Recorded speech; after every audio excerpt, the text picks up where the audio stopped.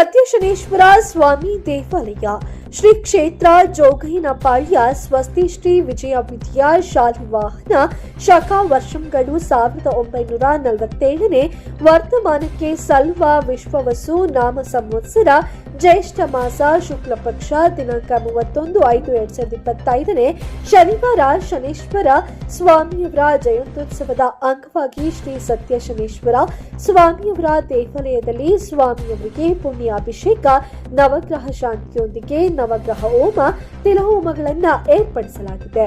ಆದ್ದರಿಂದ ಎಲ್ಲಾ ಸದ್ಭಕ್ತಾದಿಗಳು ಆಗಮಿಸಿ ಸ್ವಾಮಿಯ ಕೃಪೆಗೆ ಪಾತ್ರರಾಗಬೇಕೆಂದು ಕೋರಿದೆ.